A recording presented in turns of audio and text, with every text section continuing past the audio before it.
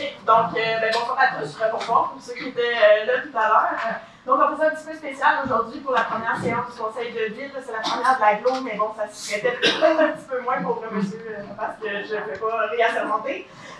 Donc, on fait l'assermentation devant le public. Donc, c'est sûr que moi, comme président d'élection, le 7 novembre dernier, j'ai reçu les assermentations de tous et chacun des candidats qui ont été élus pour que ça parte, si on veut, leur mandat. Mais ils ont tous accepté ce soir de refaire la lecture devant le public du même serment pour permettre là, au gouvernement de profiter de ce moment-là également. Puis on en profite également pour leur faire signer le livre d'or de la ville. Donc, sans plus tarder, je vais finir l'un après l'autre. Donc, j'appelle le monsieur Richard, maire de cette ville.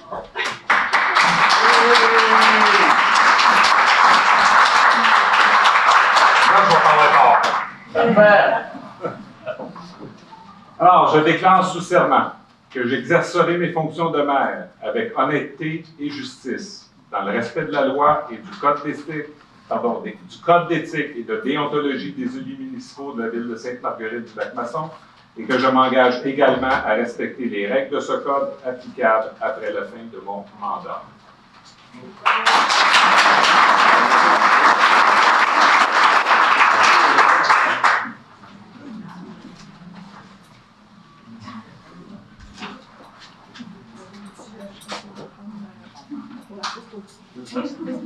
Ah, c'est vrai. On fait mal, on fait pas.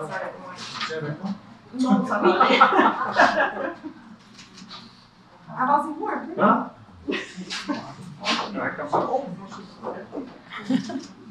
Super. Monsieur Charles, vous allez juste ici. Parfait. Donc, Madame Julie Robillard, conseillère district 1.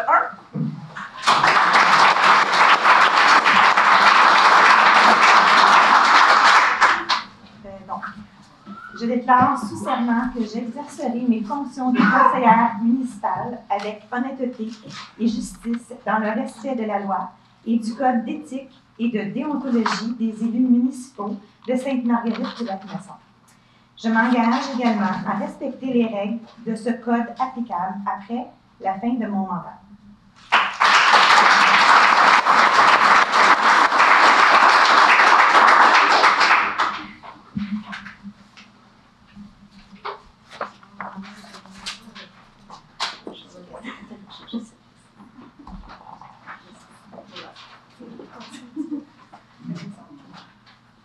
Et montrer votre certificat. Génial. Monsieur Richard. Madame Francine Chaput, conseillère district 2.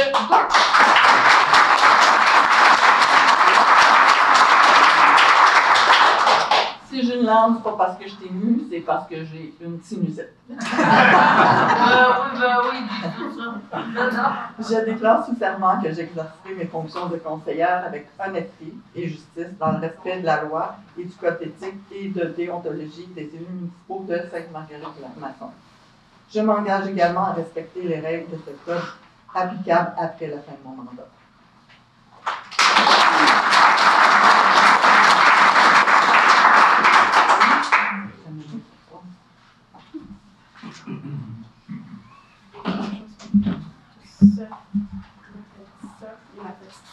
Juste avancer un peu. Quand même. En fait, attendez. Mettez-vous à la limite de. Ouais, faut pas faire la Ah, non, ça va. Voilà. Et monsieur Alexandre Morin, conseiller district 3.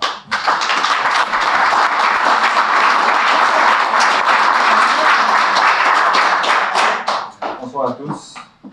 Donc, je déclare sous serment que j'exercerai mes fonctions de conseiller avec honnêteté et justice dans le respect de la loi et du code d'éthique et de déontologie des élus municipaux de la ville de Sainte-Marguerite-du-Lac-Masson et que je m'engage également à respecter les règles de ce code applicable après la fin de mon mandat.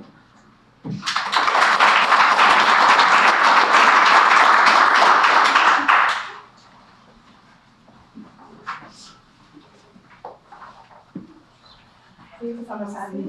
Ouais. Dessus.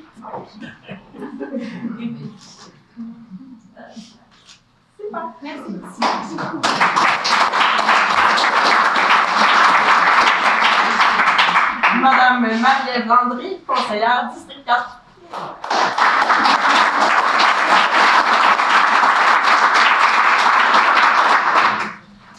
Alors, je déclare sous serment que j'exercerai mes fonctions de conseillère avec honnêteté et justice dans le respect de la loi et du code d'éthique et de déontologie des élus municipaux de la ville de Sainte-Marguerite-du-Lac-Masson et que je m'engage également à respecter les règles de ce code applicables après la fin de mon mandat.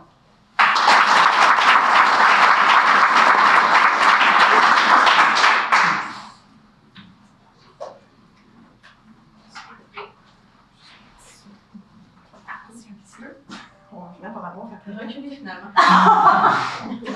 Ça dépend de la grandeur de la personne aussi. Génial, merci. Merci. Monsieur Sylvain Beaulieu, conseiller district 5.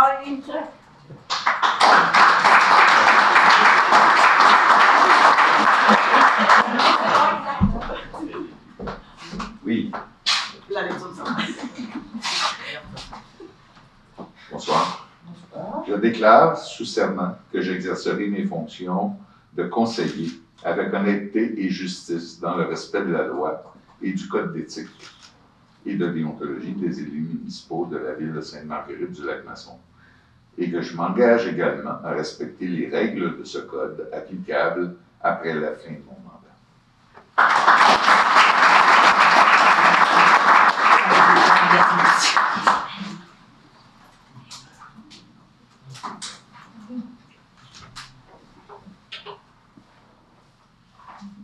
Photo. Oui, super reculé. Ouais. Il faut qu'il recule beaucoup plus loin. C'est pas évident. Génial, merci beaucoup. Merci. Oui, et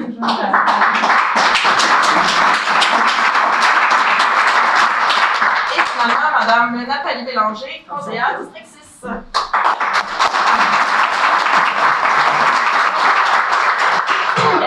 Je déclare sous serment que j'exercerai mes fonctions de conseillère avec honnêteté, justice dans le respect de la loi et du code d'éthique et de déontologie des élus municipaux de la ville de Sainte-Marguerite-du-Lac-Masson et que je m'engage également à respecter les règles de ce code applicable après la fin de mon mandat.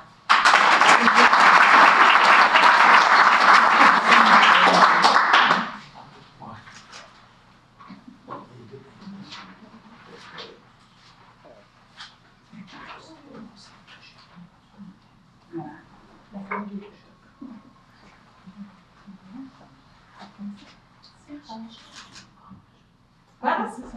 Je vais prendre une photo de. Je vais venir devant ici.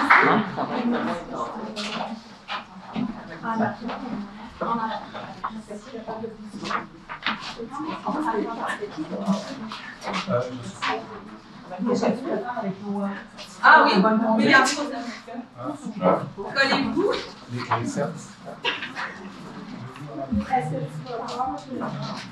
Collez-vous un petit peu plus.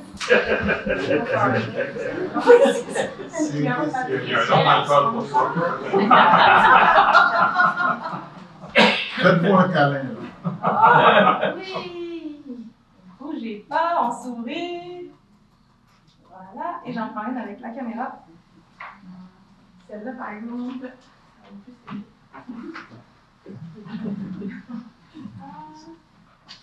On regarde ici. Et bougez pas, un petit dernière.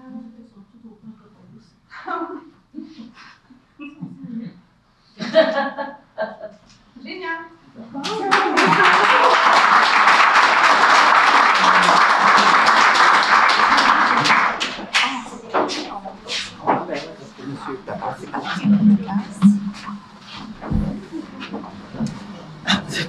C'est le bon nom?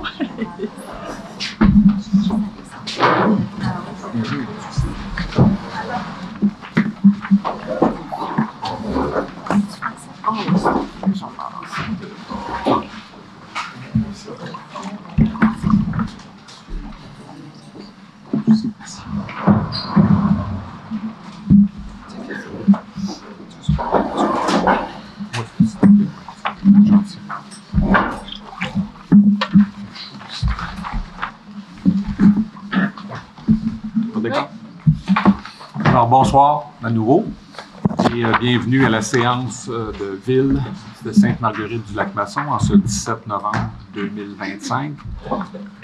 Je parle pas assez fort. Ouais, ça va s'en venir, on va se pratiquer. Au premier point à l'ordre du jour, donc ouverture de la réunion, je viens de le faire, constatation du quorum. Le quorum est en entier, donc je procède avec l'adoption de l'ordre du jour. Tout le monde a reçu le projet de l'ordre du jour au préalable. Alors, est-ce que c'est unanime? Non. J'aimerais demander une modification. J'aimerais demander le retrait du point 4I concernant le congédiement de l'employé RH 10 000.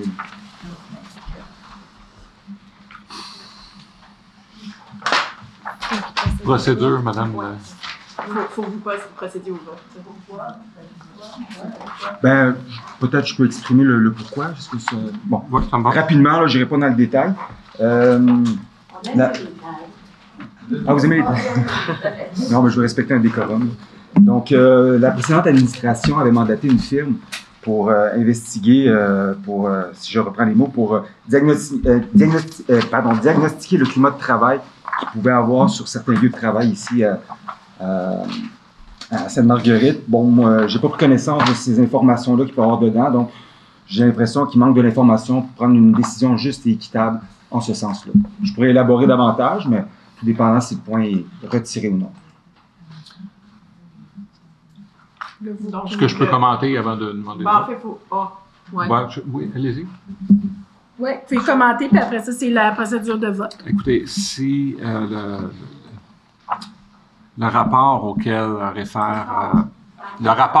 réfère Alexandre est un rapport qui effectivement a été commandé par la Ville, mais ça c'est pas en lien avec le congédiement qui est adressé à la résolution. Alors, c'est un rapport qui existe, on me l'a confirmé, OK, c'est un rapport qui est volumineux, ça fait juste 6 jours qu'on est en fonction, j'ai pas eu le temps de le parcourir. OK? Et de toute façon, c'est un rapport confidentiel qui doit demeurer à l'intérieur des instances municipales et non à ce niveau. Je pourrais avoir en tant que maire, je pense, la prérogative de le lire, mais on m'a précisé qu'il n'y avait aucun lien entre ce rapport et le congédiement. Donc, je ne vois pas pourquoi on ne procéderait pas comme prévu à l'ordre du jour. Et là, je demande le vote. Contre. Contre le retrait ou pour le retrait? Contre le retrait. Contre. Pour le retrait. Pour le retrait. Est-ce que, comme Alexandre, est-ce que vous auriez le droit De renchérir? de... J'apporterai des précisions. Si le point reste à l'ordre du jour, si le moment venu, j'apporterai des précisions là, sur mon point de vue. Pour entériner. Si ça passe au vote, on ne sait pas le contenu. On ne saura pas le contenu. Ben, nécessairement, il faut prendre une décision éclairée. Donc, sans nécessairement avoir accès au document, le voir, il faut quand même que quelqu'un nous le commente. Le document est confidentiel parce que nécessairement, il y a des noms qui pourraient être mentionnés. Ça, je le comprends tout à fait. Par contre, la substance fait en sorte qu'il y a un contexte qui pourrait expliquer beaucoup de choses. Puis, n'ayant pas sachant qu'il y a des allégations de harcèlement et d'intimidation qui a eu lieu ici à Sainte-Marguerite, entre autres au garage municipal, et que nous avons, par le fait même, une politique de prévention de la prise en charge des situations de harcèlement, de violence et d'incivilité au travail. Moi, c'est mon devoir de tout faire, si je regarde les considérants, pour prendre une décision juste et équitable. Donc, je trouve que je n'ai pas tous les éléments pour prendre cette décision-là. Donc, je demande juste qu'il soit retiré, qu'on puisse revenir le moment venu. Tout simplement. Monsieur le maire. Oui. D'accord. Moi, j'ai compris de ce qui nous a été présenté en plénière qu'il y avait un dossier fait dans les... Oui, excusez-moi. D'accord. On a eu une réunion en plénière où on a discuté de tous les dossiers et ce qu'on m'a expliqué, c'est que les dirigeants de la municipalité avaient monté un dossier dans les règles de l'art et s'étaient fait accompagner d'experts en droit du travail. Donc, on a 2 niveaux d'expertise.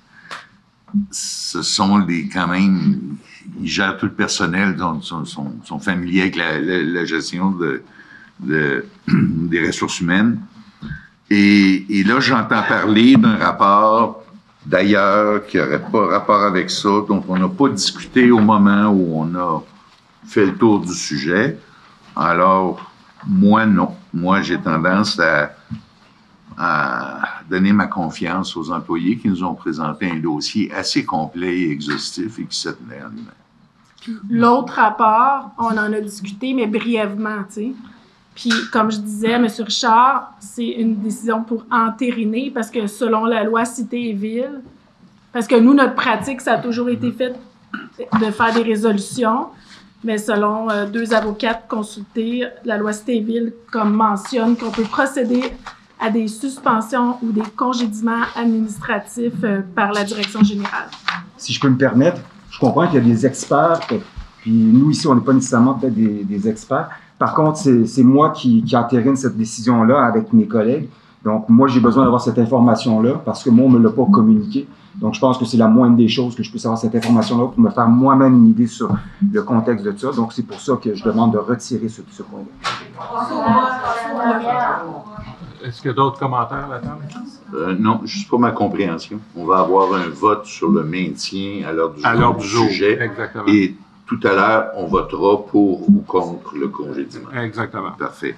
Alors. Est-ce qu'on procède au vote? OK. Ceux qui sont contre? Contre quoi?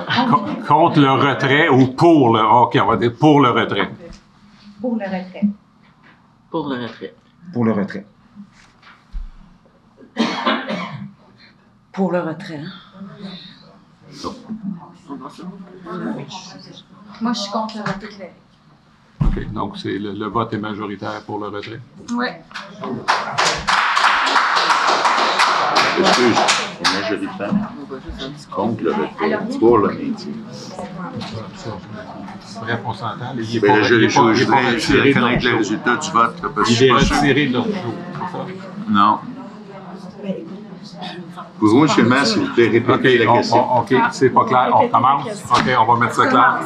Quels sont ceux qui votent pour le retrait? Levez la main. OK, donc il y a 3 personnes. OK, à ce moment-là, contre le retrait? Non, ils sont 3. Donc, contre le retrait? Toi, Marie-Ève, tu étais pour le retrait? Contre le retrait. Contre le retrait? Oui. Contre le retrait? Contre le retrait. Oui, moi aussi, là. Bon, et moi, je suis contre. Donc, on est à majorité. Non, un instant, juste une seconde. Il y a eu... Il y a des enregistrements, je pense, des enregistrements... C'est ça, bon, est-ce que tu dis que le vote était... Ben moi, ce que j'ai compris, c'est qu'il y avait une majorité qui était pour le retrait. Est-ce que vous avez compris la même chose que moi? Non.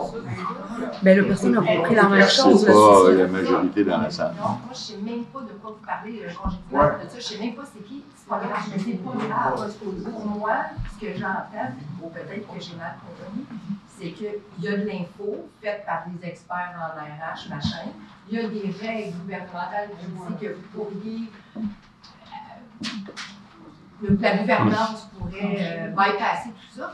Et il y a de l'info qu'on attend qu'on ne sait pas. Comment vous pouvez décider avec un angle mort? Moi, c'est ça ma question. C'est correct. Je ne veux pas étendre les commentaires. Ce qui a été précisé, OK, je le répète, autant du côté de monsieur ici, à côté Sylvain, autant que de ma part, OK, le rapport dont il est fait allusion, OK, n'a pas rapport avec le congédiement de l'employé. OK, donc ça, c'est confirmé. Madame la directrice générale a même rajouté qu'en théorie, on ne devrait même pas présenter ce point-là à l'ordre du jour. OK, on le fait parce que ça a été une pratique de le faire ainsi pour les embauches. Et les embauches, c'est obligatoire, mais pas pour les congédiements. Okay, je ne partage pas cet avis-là, M. le maire. Mais ça, c'est la loi qui le Non, dit. je sais, mais moi, ce que j'ai entendu, OK, c'est qu'il y a eu des allégations de harcèlement, d'intimidation, OK, et puis qu'on a une politique contre le harcèlement. Donc, on n'a pas tous les éléments, OK, pour étudier le contexte précis, OK, entourant cette personne-là. Peut-être que cette intimidation-là a fait en sorte que cette personne-là a réagi de telle ou telle façon. Donc, je trouve qu'il manque des éléments au dossier. Oui, M. Sylvain. OK, mais un instant. Là. On va juste revenir parce que tout le monde répète ce qui a été dit au préalable. Donc, est-ce qu'il y a moyen de revoir si le vote était valable ou pas? Ben, ils peuvent revoter aussi. On peut revoter? C'est parce que c'était deux votes différents de ce que la question n'était pas très claire. OK, donc on va reformuler. Donc, je vais prendre le blâme, OK? Je vais reformuler la question. OK? Donc, quels sont ceux qui sont pour le retrait? Donc, il y en a 3. Quels sont ceux qui sont contre le retrait?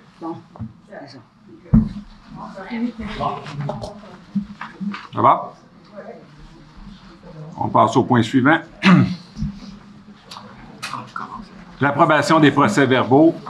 Donc, il y a eu une séance tenue le 2 octobre 2025. Le procès-verbal a été circulé à tous les membres du Conseil préalablement à la réunion. Est-ce qu'on est unanime pour approuver le procès-verbal? Oui. Oui. Excellent. Administration et finances. OK. Rapport du maire. Je vais vous faire grâce d'un rapport à ce point-ci, OK, puisque lors de la campagne, j'avais indiqué qu'on voulait en tout premier lieu se livrer à l'état de la situation, OK, sur les nombreux dossiers qui étaient en cours et qui demeurent en cours. Je vous préciserai toutefois, OK, que dans un document qui a été déposé au mois d'octobre, OK, puis ça, je pense que c'est important de communiquer cette information-là aux citoyens. L'année 1900-2025 s'annonce avec un surplus de plus de 1 million de dollars. Ça fait suite à la même chose en 2024, même à un montant de 1,9 million, si ma mémoire est fidèle. Même chose en 2023, même chose en 2022. OK, donc la situation financière, OK, elle n'est pas en péril, sauf qu'on a tous été surtaxés au cours de ces années-là, puisqu'on ne peut pas systématiquement, sans raison connue, produire des surplus. Donc, cette situation-là a besoin d'être éclaircie. J'ai déjà une bonne idée des raisons pour lesquelles ceci a existé. Donc, ça va être important de statuer sur la suite des choses, et spécialement avec le prochain budget. Le prochain budget qui serait normalement adopté le mois prochain ne le sera pas. OK, on reporte cette date. Ça disait au mois de décembre initialement. Va être reporté au mois de janvier. La loi nous le permet dans une année d'élection et on va avoir une chance de jeter un coup d'œil sur ce qui a déjà été préparé par la direction et puis aussi de se rassurer, OK, que ce qui a été fait jusqu'à maintenant est conforme. On a beaucoup d'enjeux, je les ai soulignés. Il y a des enjeux au niveau des infrastructures et il y a des enjeux au niveau de la taxation. Donc, on va rétablir les faits. OK, puis on va vous indiquer quel est le portrait, OK, dans les prochaines semaines. J'espère qu'on va être capable de procéder rapidement. On s'est donné 100 jours. Je pense pas que ça va prendre 100 jours pour compléter, mais on a déjà commencé. D'ailleurs, j'ai eu beaucoup de rencontres avec la directrice générale et les directeurs de services, principalement au niveau des travaux publics et des services techniques, pour se rassurer sur l'état de nos infrastructures et à savoir si des rapports existaient déjà à cet effet-là, si oui, quel était-il, etc. Donc, on a déjà commencé ce travail-là et à la prochaine séance, je vous ferai une mise à jour plus exhaustive de ce qu'on a trouvé et identifié jusqu'à maintenant comme étant des priorités à adresser. Prochain élément à l'ordre du jour, nomination des élus aux divers comités et commissions de la ville de Sainte-Marguerite-du-Lac-Masson. Alors, le premier comité est à l'effet de... Attendez, comité de la sécurité civile. OK, donc il y a 2 personnes qui sont proposées à ce comité-là. Il y a le maire assiste d'office à tous les comités. Il y a Mme Francine Chaput et comme membre substitut, M. Sylvain Beaulieu. Je vais juste vérifier mes notes.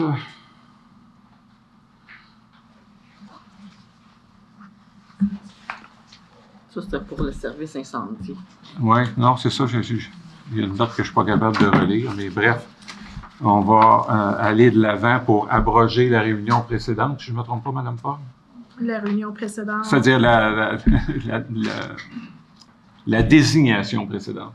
Oui, puis là, pour la remplacer. Commission de protection contre l'incendie, selon le plénier, ça serait Pierre Char, Francine Chaput et Sylvain Beaulieu comme substitut. Ouais.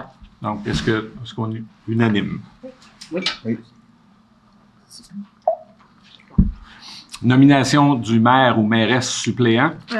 Excusez, parce que si vous revenez à 4B, Là, on a parlé de commission de protection contre l'incendie. Là, après ça, CCU pour l'élu. Alexandre Morin, CCU. Vous avez le CCU à la suite? Je n'ai pas le même document que vous. Page 3. Ah, je l'ai sauté. Ouais, c'est ça, t'as Désolé, je ne peux pas augmenter la voix et l'attention en même temps. Donc, au niveau du comité consultatif en urbanisme, il est proposé que M. Alexandre Morin soit le représentant du conseil de ville au comité consultatif en urbanisme. Alexandre a été sur ce comité-là au cours des 4 dernières années. Il a fait le boulot et on compte sur son expertise pour continuer pour la suite des choses. Donc, merci. Est-ce que j'ai fait le tour? Oui. Pour CCU, on peut procéder à la... Là, après ça, l'autre, c'est CCE, Comité consultatif sur l'environnement.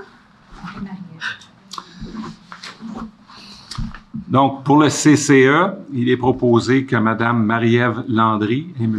Alexandre Morin soient les 2 représentants de la Ville au comité consultatif sur l'environnement, mieux connu sous le nom de CCE, par opposition au CCU.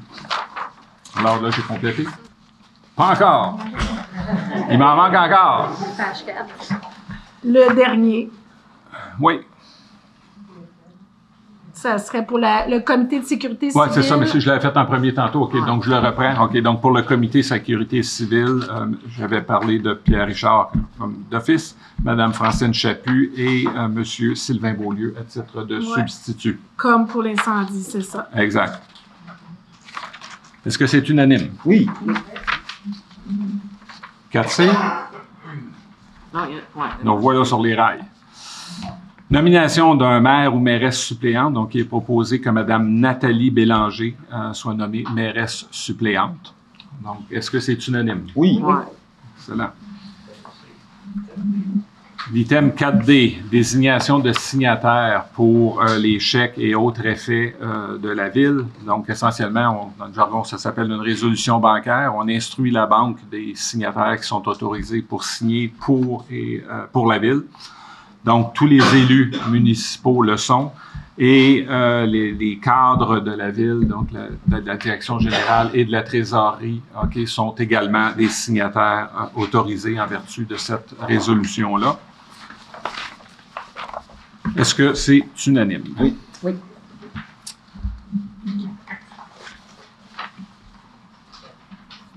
Une modification de signataire.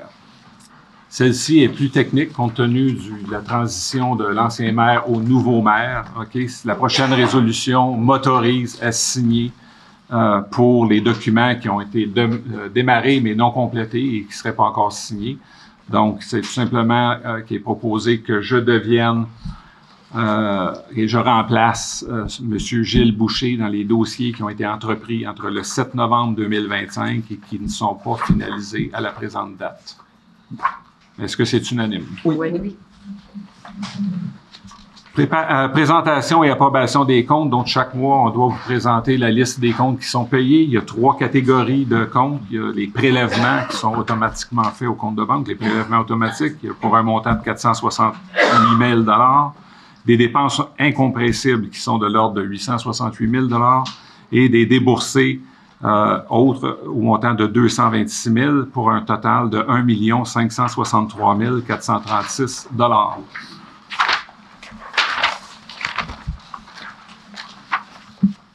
Donc, ça, c'était 4F, c'est bien ça? 4F. Donc, est-ce que c'est unanime? Oui.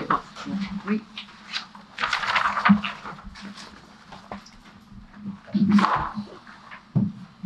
Dépôt des transferts budgétaires. Alors, Mme Lavigne a préparé un tableau des transferts budgétaires pour les mois d'octobre et ça a été déposé. Alors, est-ce qu'on est unanime pour approuver ces transferts-là? Oui. Oui. Oui, ce mois-ci, c'est ça, c'est un dépôt seulement. Ça, c'est juste un dépôt. Parfait.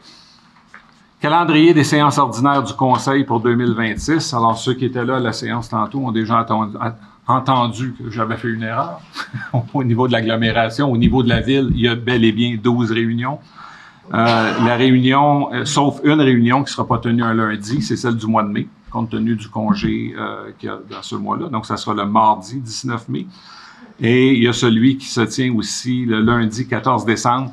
Lui est toujours sujet à changement compte tenu des délais là, pour le budget, je crois. Hein, bien, la séance ordinaire, elle aurait lieu lundi le 14 décembre, mais pour le budget, les séances extraordinaires qui ne portent que sur le budget pourraient avoir lieu le 14 ou le jeudi, exemple. Parfait. Donc, est-ce que c'est unanime? Oui. On arrive au point 4I, congédiement de l'employé RH 10 000. Donc, c'est ce dont on a parlé d'entrée de jeu pour la modification de l'ordre du jour. Je vais prendre la peine de le lire au complet. Peut-être que ça va éclairer ceux qui ont encore des interrogations. Donc, ça dit « Attendu le rapport de la direction générale relativement à une personne salariée à l'emploi de la Ville, dont il ne convient évidemment pas de nommer le nom aux fins de la présente résolution, vu son caractère public, mais dont tous les membres du Conseil connaissent l'identité. Attendu que les membres du Conseil municipal jugent bien fondée la recommandation contenue au dit rapport quant au congédiement administratif de l'employé visé. En conséquence, il est résolu que le Conseil municipal entérine le congédiement administratif de l'employé visé effectif le 14 novembre 2025 et que le Conseil mandate la direction générale afin de transmettre à l'employé visé une copie conforme de la présente résolution accompagnée de tout écrit que la direction générale jugera approprié. Contre. J'aurais un commentaire que j'aimerais apporter là-dessus avant qu'on procède au vote. Excusez-moi, j'ai un commentaire que j'aimerais apporter avant qu'on procède au vote.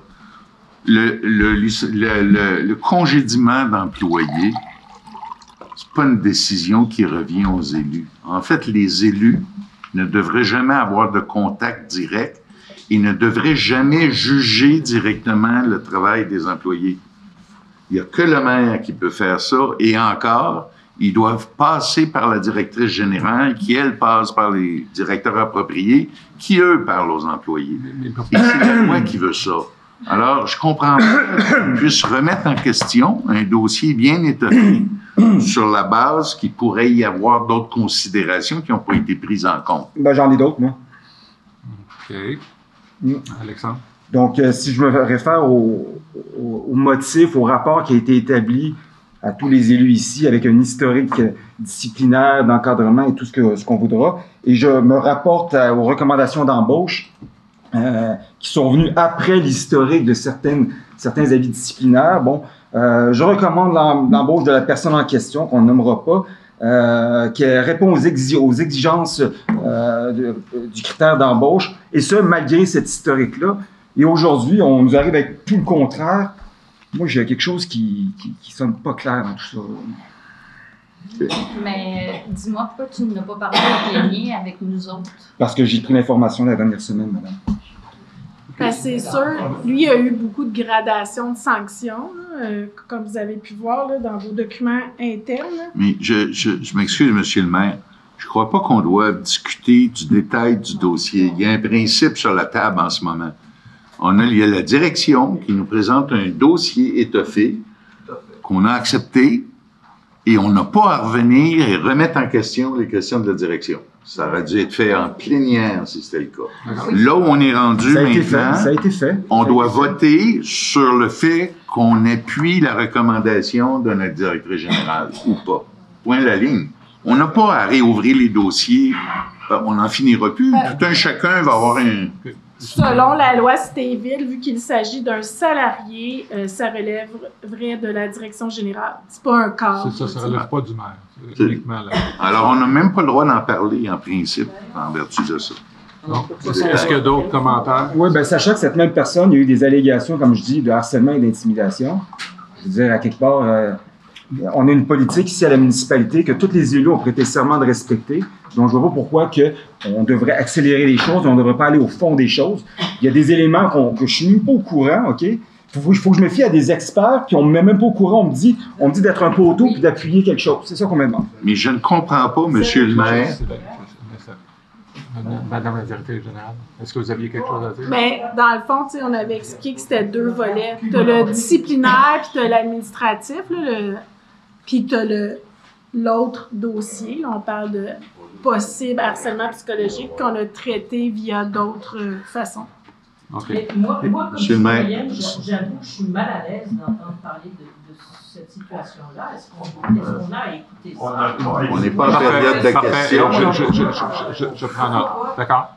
Pas d'autres commentaires? Non. Excellent. Oui. D'accord. Monsieur le maire. On procède au vote. Non. Monsieur le maire. En fait, juste dire quelque chose, de leur point de vue, je comprends qu'on ne veut pas les détails. Je pense que c'est pas à nous d'entendre ça, vous respectez les noms. L'émotion du travail. Et moi, ça me fait un peu peur de savoir qu'il y a des votes qui se passent avec des manques d'infos, puis on y va avec la moyenne. Un instant, OK. C'est pas un manque d'infos. Je vais faire un point d'ordre. OK?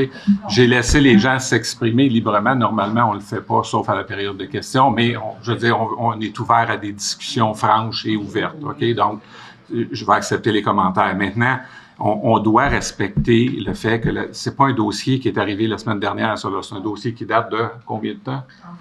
Mais depuis son début? Depuis 2023, puis plus intensément donc, depuis l'automne. Il y a eu une progression, et je veux clore le débat là-dessus. Donc, on a tous vu ça, ça a été présenté. Il y a eu allusion à des rapports. Je vous ai expliqué la situation. Maintenant, le Conseil se sent prêt à voter sur cette... on entérine une décision prise par la direction générale. C'est ce qu'on fait. Monsieur le maire. Je veux renchérir sur un point, là. On est dans une ville où il y a un historique d'ingérence des élus dans la gestion des employés. Okay. On doit mettre un terme à ça. On doit tous comprendre que la loi nous empêche de faire ça. Puis on n'a pas comme élu à prendre la défense pour ou contre un employé, etc. Ça se fait par la direction générale. Donc, je ne vois pas pourquoi on soulève la question-là si on juge bien fondé l'exercice de la directrice générale. D'accord? Donc, prise au vote. Contre. Contre un instant, contre quoi? Pourquoi? Ben là, la résolution que le Conseil entérine le congédiement administratif. Moi, je compte. Je connais pas tout le dossier. Contre. Pour. Moi, je suis pour. Pour. Et je suis pour. Donc, 4 contre 3.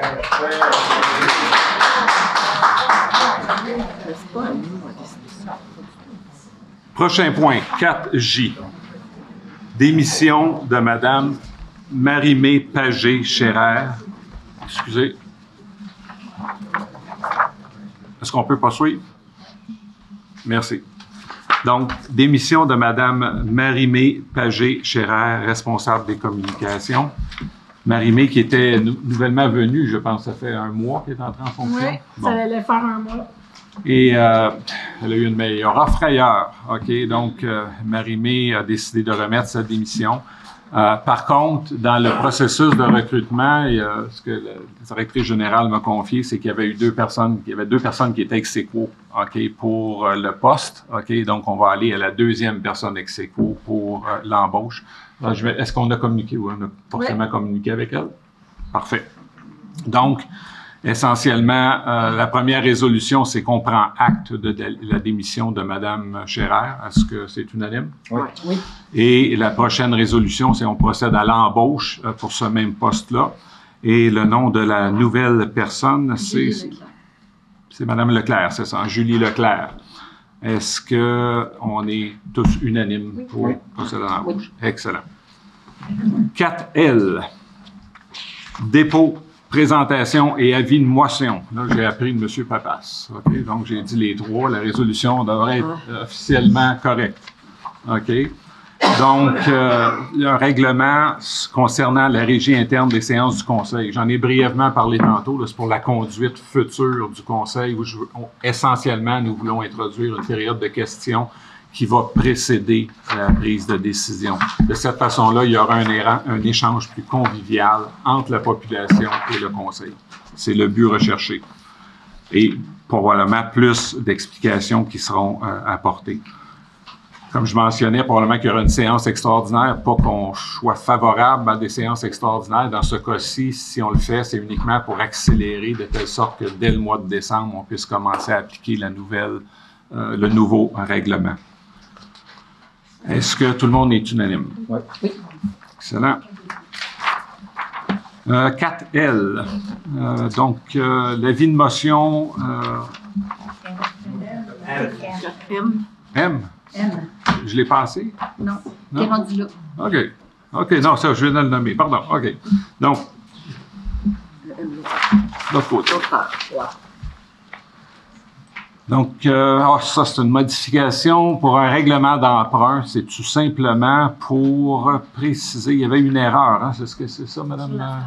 En fait, c'est le gouvernement qui le mamache. Donc, on avait prévu un terme sur une période de 5 on avait prévu sur une période n'excédant pas 5 ans, Okay. puis c'était pas assez clair pour eux. Donc, il fallait préciser le terme. D'accord. Des règlements.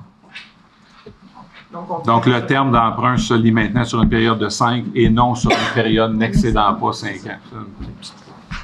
Un typo en bon français. Est-ce que c'est unanime? Oui. Oui. Dépôt des déclarations des intérêts pécuniaires des membres du Conseil. Alors, en date d'aujourd'hui, combien de membres? 4 ont procédé avec le dépôt? Oui, parce que j'ai Mme Bélanger qui me l'a remise tout à l'heure, puis Mme Chaput également. Donc, j'ai Mme Landry, Mme Robillard, M. Richard, Mme Bélanger et Mme Chaput. OK, donc presque tout cela. Il manquerait Alexandre? Oui, ben, je suis heureux d'avoir cette semaine. Sylvain, toi, tu l'as... Est-ce qu'il l'a déposé, Sylvain? Non, pas encore. OK, donc Sylvain et Alexandre. Parfait. Donc, ça suivra au prochain conseil. Les gens ont 60 jours pour produire cette déclaration-là, à partir de la date d'élection. 4O. Demande d'arbitrage auprès de la Commission municipale du Québec. C'est pour l'échec de la conciliation et c'est la discussion qui a eu lieu au niveau de l'agglomération tantôt, alors que M. Pappas a expliqué à M. Van Gesbeck un peu le décor ou ce qui entoure ce différend-là. Donc, pour plus de précision, il y a des règlements qui existent. La Ville de Sainte-Marguerite fournit des services en eau, fournit aussi des services pour les eaux usées, donc eau potable et eau usée. Je pense que le litige est maintenant uniquement sur les eaux potables. Est-ce que c'est exact? Il s'agit de 2 factures, le litige. Il n'y en a pas une qui a été réglée? Non. Non? OK. Donc, 2 factures. Et essentiellement, comme mentionnait M. Pappas, c'est uniquement en fonction d'un délai de prescription. Donc, délai de prescription étant dit que la loi prévoit qu'après un certain nombre de mois ou d'années, OK, il n'est plus possible de soit faire une facture ou de lancer une requête en cours ou quelque chose du genre. Donc, dans ce cas-ci, c'était des factures pour l'année 2020 qui ont été produites en 2023. OK, et elles ont été produites parce qu'il y a eu toutes sortes d'événements qui se sont produits, là, des employés qui étaient soit en vacances ou des employés qui étaient partis, remplacés par les nouveaux. Bref, il y a eu des délais, OK, qui ont amené la Ville à ne facturer qu'en 2023. Et la Ville Estérel conteste sur la base que le délai, qui sera un délai de 3 ans, pour ce que j'en comprends, aurait été excédé. Donc, à ce moment-là, ils demandent la nullité de la facture. La Ville de Sainte-Marguerite n'est évidemment pas d'accord avec ça et il y a eu la médiation qui a été faite et là, on est rendu, puis ça pourrait aller en cours, mais pour ce que la direction générale de la Ville nous recommande de faire, OK, c'est de faire une demande à la Commission municipale du Québec pour qu'il y ait une médiation qui soit tenue pour résoudre le différend. Maintenant, advenant le cas où la médiation n'amène pas un règlement, ce même processus-là permet une sentence arbitrale. Donc, ce sera un arbitre qui, en bout de ligne, tranchera la question à savoir si, oui ou non, Estérel doit payer la facture qui est due à Sainte-Marguerite du Lac-Masson, ou les 2 factures. Je pense que ça monte à 88 000 $. 88 000 à peu près. OK. Et cette initiative-là, c'est pour éviter des frais, OK, les frais d'avocat et autres frais associés. Donc, on pense que si un arbitre éclairé et impartial arrive à la conclusion dans un sens ou dans l'autre ou à moitié, bien, ça serait le résultat attendu pour tous et chacun. Alors, est-ce que le conseil municipal autorise la direction générale à signer tout document utile ou nécessaire à la prise d'effet de ce que je viens de vous réciter? Donc, est-ce que c'est unanime? Oui. Excellent. Abrogation d'une résolution, qui est la résolution 10598, prise en octobre 2025. C'était sur l'offre d'achat pour un terrain sur la rue des Pâquerettes. Maintenant, il y a des gens qui avaient fait une offre d'achat à ce moment-là pour le lot. Il y a eu un imbroglio dans l'offre d'achat, à savoir si ça incluait les taxes ou les taxes n'étaient pas incluses. Okay? Et devant l'imbroglio, les acheteurs potentiels ont reformulé une nouvelle offre. Okay? Et la nouvelle offre spécifiait le montant de 35 000 $, toutes taxes incluses. Alors, ce que la Ville voulait, elle, c'est 35 000 plus taxes. Donc, il y a un différentiel d'à peu près 5 000 $ entre les deux. Et on est sur avis, on est persuadé que le terrain vaut ça. C'est un terrain de 50 quelques mille pieds carrés, si ma mémoire est fidèle. C'est un très grand terrain. Et à 31 000 $ ou à 30 400 $ plus taxes, c'est pas un montant qui est jugé satisfaisant par la direction générale. Donc, on déclinerait l'offre. La résolution est à l'effet de décliner l'offre révisée d'achat de ce terrain-là, qui est datée du 8 octobre 2025. Est-ce que c'est unanime? Oui.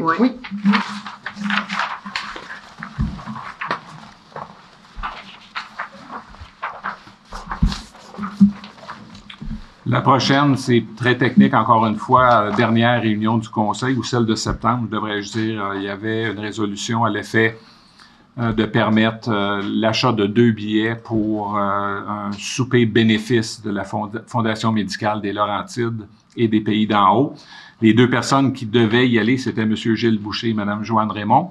Maintenant, Mme Raymond s'est désistée à la dernière minute et Mme Lepage avait manifesté son intérêt de participer au souper bénéfice. Donc, c'est elle qui est allée. On doit modifier la résolution qui avait été faite pour dire que c'est M. Boucher et Mme Lepage qui sont allés. Est-ce que c'est unanime? Oui. Renouvellement d'adhésion 2026 auprès de la Fédération des municipalités du Québec. Alors, c'est un regroupement de municipalités qui offre des services à tous les municipalités membres. Donc, c'est une cotisation annuelle. Cette cotisation-là est de 4 050 $, toutes taxes comprises. En fait, 4 050 et 99. Est-ce que c'est unanime? Oui. Oui. On a aussi un service d'entretien, okay, de logiciels pour des logiciels d'automates que la Ville utilise. C'est un contrat annuel d'entretien qu'on paye à une firme spécialisée. Donc, le montant est de 4 232 $ et 59 sous. Donc, ça serait pour renouveler ce contrat-là ou accepter ce contrat-là. Donc, est-ce que c'est unanime? Oui. Oui. Formation pour les élus en matière d'éthique et déontologie en matière municipale. Alors, à chaque élection, une fois que les membres rentrent en fonction, une formation est octroyée.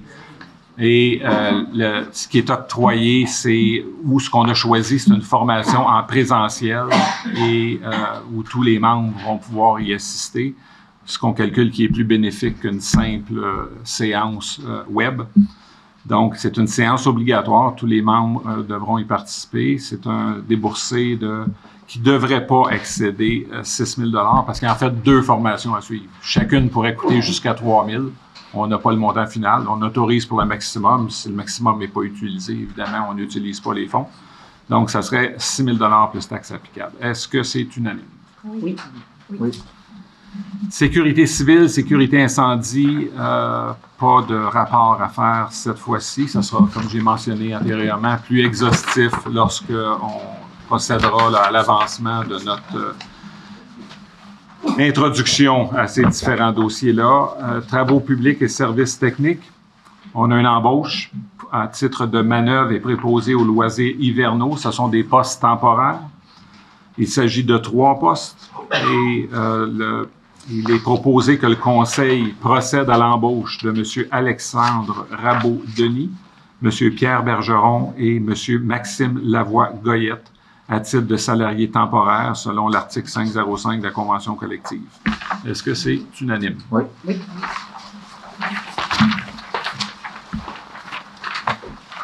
Résultat d'ouverture de soumission pour l'achat d'une camionnette Ford ou GMC Sierra 2025, ou plus récente s'il en est. Donc, c'est pour le remplacement d'une vieille Chevrolet Silverado 2006. On n'a reçu qu'une seule soumission. Excusez. Donc, une seule soumission de Sommet Chevrolet Buick GMC. Et le prix, taxe incluse, est de 85 609,59 $. Et je précise que le choix a été fait de ne pas prendre l'option de garantie prolongée. Donc, on sauve 5 000 $, puis on vivra avec les conséquences si on est malchanceux. Donc, et cette dépense-là serait puisée à même le fonds de roulement. Est-ce que c'est unanime? Oui. Monsieur Leblanc, une question. La 2006, est-ce qu'elle reste dans les actifs ou est retournée ou vendue ou donnée en échange? Elle est dans la fourrière, hein? Tout ça est plus bonne. OK. C'est tout. Elle a quand même un petit peu d'âge. Ben, non. 20 ans. C'est bon. 2006, c'est encore. Il y a encore 20 ans là-dedans. Là. Pas jeter les choux gras. 6D. Résultat d'ouverture des soumissions, approvisionnement en chlorure de sodium en vrac, donc du sel de déglaçage. On a reçu 4 propositions. Le Conseil, on demande au Conseil de voter pour la plus basse des soumissions à la compagnie Selco Mineral. Le prix à la tonne c'est un contrat de 2 ans. La première année, 101,98. La deuxième année, 103,98. Donc, ça serait pour un total taxe incluse, là, compte tenu de la volumétrie, de 189 442 $. Et cette dépense-là est évidemment partagée entre la ville et l'agglomération. Parce qu'il y a des rues qui sont dans l'agglomération Sainte-Marguerite-Estérel. Est-ce que c'est unanime? Oui. Oui. 6C, recommandation de paiement décompte progressif numéro 1 concernant l'aménagement intérieur du gym. On en a beaucoup parlé. Je vais vous faire un court topo à ce qu'on a fait depuis, on est à notre 6e journée aujourd'hui d'entrée en fonction. Et on a commencé à regarder ce projet-là. Comme de raison, on n'était pas en faveur de cette construction-là. Maintenant, il faut comprendre, il y a des choses qui sont sorties dans les discussions qui n'avaient jamais ou possiblement mal explicitées ou pas explicitées. Mais en achetant le 9600 chemin maçon, okay, qui est l'endroit où loge au rez-de-chaussée, je devrais dire, le café aux Marguerites et en dessous les sous-sols, c'est qu'une ville ne peut pas détenir une bâtisse pour fin de location. Sauf si c'est moins de 50 % en location. Mais plus de 50 %, c'est pas acceptable. Donc, la ville doit occuper plus de 50 % des espaces pour être conforme à la loi. Et donc, c'est la raison pour laquelle il avait été une des raisons pour laquelle il avait été proposé d'aménager le gymnase dans cette nouvelle salle-là. Maintenant, en étant maintenant en fonction, j'ai pu voir les plans et les plans ont été montrés aussi aux membres du conseil. Moi, je pense que vous avez eu l'occasion de voir les... Non, mais on en a discuté.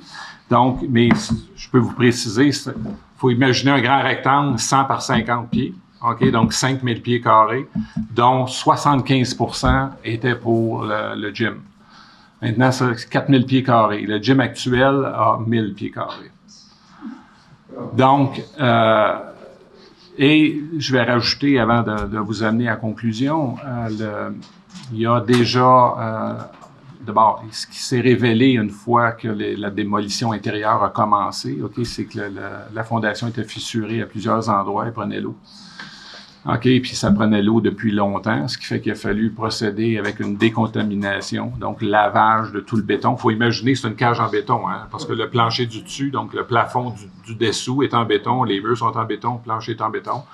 Donc, il y a eu une opération en bon français, strippage, OK, où on a déblayé l'entièreté de ce qui existait et ça a été nettoyé. Et un drain français interne est installé maintenant avec une membrane Delta pour prévenir toute autre infiltration. S'il y en a d'autres, ils vont s'en aller directement dans le drain qui a été installé à la base de la semelle du bâtiment. Donc, on en a pour 150 000 $ de frais encourus jusqu'à maintenant. Maintenant, le contracteur avait eu comme directive de procéder en 14 semaines, okay, ce qui nous amenait à une livraison début février. Donc, évidemment, les commandes ont déjà été faites. Les principales commandes concernent la ventilation et concernent le remplacement des portes et fenêtres existantes. Et quoi d'autre? J'ai oublié des choses. Plomberie. Bon, tout ce qui est plomberie, évidemment, OK, pour construire des salles de bain et des douches et construire des salles en conséquence. Bref, on est arrivé à l'estimer qu'il y a 300 000 de coûts déjà encourus, ce qui serait à peu près la moitié de ce qui était prévu dans l'enveloppe totale. Là, il faut se rappeler que 50% du building doit être utilisé par la ville. Okay? Donc, on ne peut pas vraiment reculer sur cette condition-là, donc on la prend en compte. Maintenant, comme j'ai mentionné précédemment, le présent gymnase s'occupe à toute fin pratique, là, épargnez-moi là, plus ou moins 100 ou 200 pieds carrés, là, je dirais 1000 pieds carrés, alors que les installations dessinées, OK, donc l'architecte a dessiné un gym de 4000 pieds carrés. C'est beaucoup d'espace pour 100 quelques personnes qui s'abonnent au gym. OK? Alors, nous, ce qu'on entrevoit, il n'y aurait pas de décision encore, on est en train d'explorer les avenues, OK? De regrouper plusieurs des activités communautaires ou, au pire, OK, permettre qu'il y ait maintenant une salle communautaire, chose qui a disparu depuis 2014, quand l'ancien centre culturel existait. Donc, on regarde plusieurs avenues pour réhabiliter l'immeuble, mais pas à 80% en gym. Donc, ça pourrait toujours nécessiter le déplacement du gym. Il y a eu des discussions aujourd'hui, il y en aura d'autres la semaine prochaine avec des directeurs des différents services où on prévoit toujours que le déplacement du gym serait profitable pour être capable d'utiliser cet espace-là actuellement pour un espace jeunesse communautaire. Donc, et ça serait sous l'égide des loisirs, installés là parce que leurs bureaux sont au même étage, ou je devrais dire au sous-sol de l'immeuble, et ils seraient en mesure de mieux coordonner aussi ce qui se passe là, ce qui n'est pas à dédaigner. Bref, c'est des choses qu'on considère. Il y a d'autres services communautaires qui pourraient y être amenés. C'est à analyser. Et comme de raison, les idées vont être transmises à un architecte, puis il va essayer de nous refaire un plan de ce qui pourrait être fait avec cet espace-là pour le rentabiliser au maximum et peut-être procurer ce qui manquait à notre communauté. Est-ce que vous êtes d'accord qu'on accepte de prendre les questions? Oui. Oui? D'accord. Si tu me permets, Gail Cantor, je connais le bâtisse pas mal. Premièrement, dans le sous-sol, il existait à l'époque un logement. Oui. Alors, ça diminue l'espace de 5000 pieds carrés. Oui, mais il n'est plus là. Oui, quand même. Des fenêtres, il n'y en existe pas dans le sous-sol. Oui. Oui, il y en a 4. OK. Ils sont là. Je les ai vus. OK. Non, il y en a 4. En plus, c'est 50%, c'est pas exact. Pourquoi la ville ne met pas la bâtisse à vendre? La Café aux Marguerites a le premier droit de refus pour acheter le bâtisse. On n'a pas besoin de ça. Comme citoyen, les dépenses, leur loyer couvrir même pas les taxes. Et c'est pas juste son bail était un bail enregistré comme infitutis. Ça n'existe pas dans ma domaine comme courtier en immobilier agréé. Alors, ça c'est toute une fausse affaire. Et la façon, c'était vraiment juste pour faire affaire avec Café aux Marguerites que la ville n'a rien à faire avec, si je comprends bien. Alors, merci. D'accord. On va prendre ces éléments en considération. Juste préciser que ce à quoi Mme Cantor référait, c'est un bail amphithéotique. OK? Donc, c'est un bail d'une durée de 15 ans dont le loyer est fixé. OK? Je pense qu'il y a une clause d'indexation, mais qui est minimale. Mais il y a aussi une clause par laquelle le montant de loyer inclut toujours les taxes qui seraient autrement payables.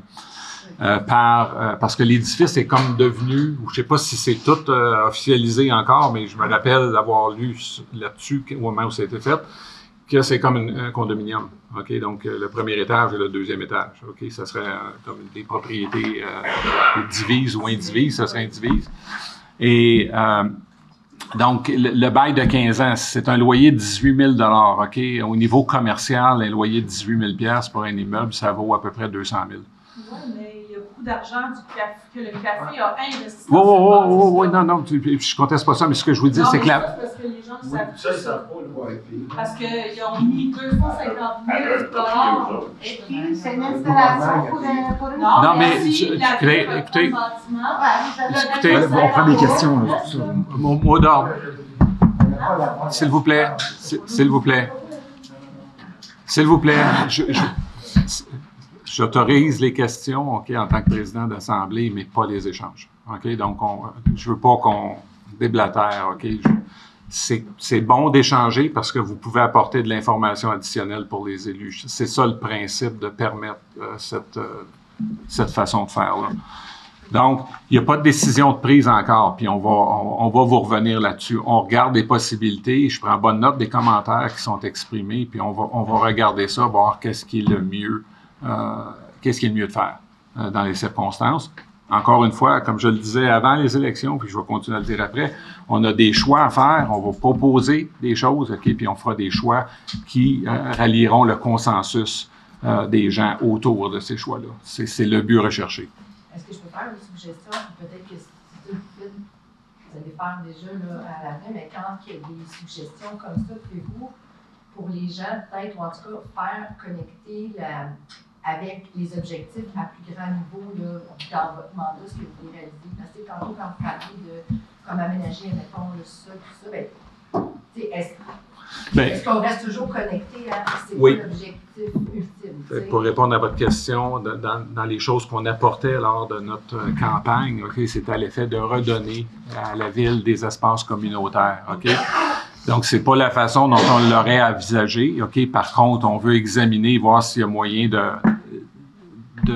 capitaliser, OK, sur ce qui existe à l'heure actuelle avant de se lancer dans des projets plus gros. Vous savez, les défis sont énormes. En infra, là, juste en termes de routes, refaire des routes qui seraient satisfaisantes, là, les intermunicipaux en premier, après ça, les villes qui connectent, les rues qui connectent aux routes intermunicipales, et après ça, d'y aller avec les rues qui sont en cul-de-sac.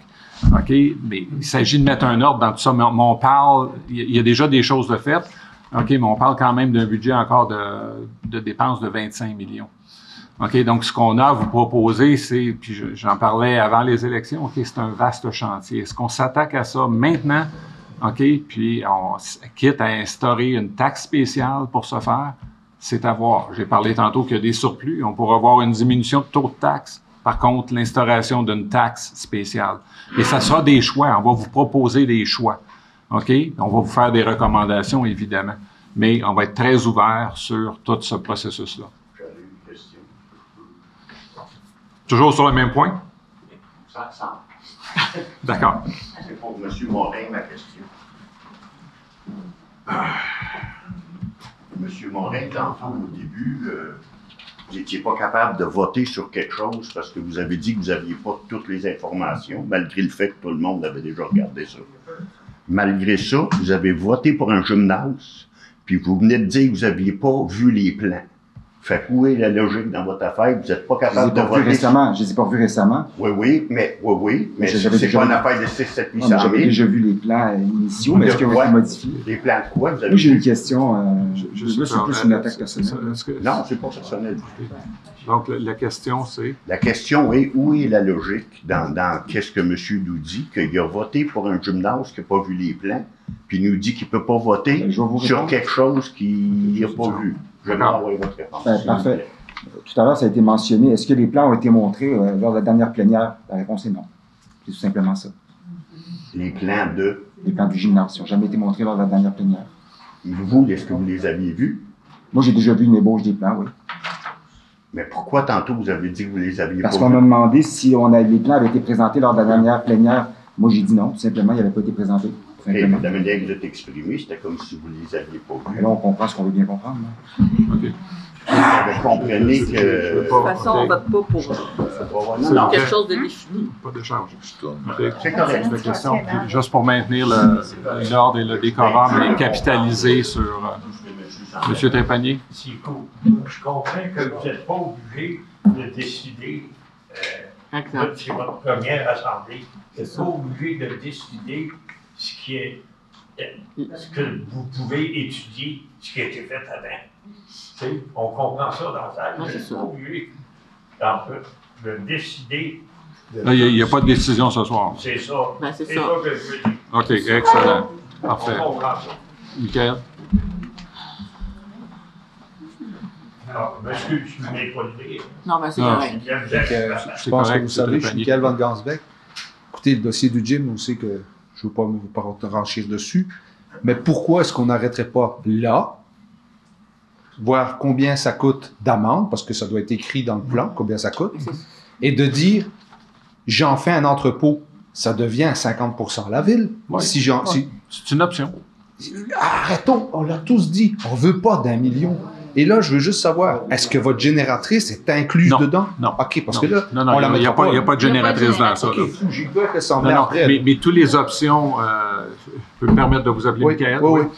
Toutes les options sont sur la table. OK, j'ai mentionné ce qu'on regardait. OK, c'est sûr que ce n'est pas une option qui est valable. Mais on pourrait dire, j'arrête, je fais un petit bureau. Ben, je comprends qu'on doit faire la réparation, il faut la faire. Mais, comme je dis, on va vous proposer tout ce qu'on a comme paramètres. Mais c'est dedans, merci. Excellent. Je vais venir au micro parce qu'il y a plus de chances que je me fasse entendre. Donc, premièrement, c'est pas 1 million de dollars. Et deuxièmement, c'est 650 000. Et moi, j'aimerais savoir qu'est-ce qu'il y a bien. Laissez-moi finir. 150 000 d'ajouts là. Non, mais ce que je veux dire par là, c'est la subvention de 150 000 qui est prévue. Moi, je me pose juste la question, puis je pense qu'il va falloir qu'on regarde ça en tant qu'élu. Si on change la vocation du gym, est-ce que cette subvention-là est perdue, sachant qu'il y a déjà 300 000 qui est déjà investi? Ça va être regardé, c'est déjà dans la liste, effectivement. On doit considérer ça, puisque la subvention est spécifique à une installation type salle de conditionnement. On ne sait pas au moment où je vous parle. Comme je vous dis, c'est des options. Puis juste alimenter votre intellect, OK, pour dire qu'on regarde différentes solutions. Il n'y a pas de choix arrêté. On va regarder ce qui est la meilleure. OK, la meilleure, ça sera peut-être ce que Michael mentionne. Ça sera peut-être ce que Mme Cantor a mentionné. Je ne peux pas vous le dire ce soir. C'est bon? Donc, ça, c'était. C'est assez, donc, pour le paiement. C'est ça. On n'avait pas de résolution là-dessus. Hein? Oui. Non. Sur le Imoline, là, il fallait autoriser le paiement.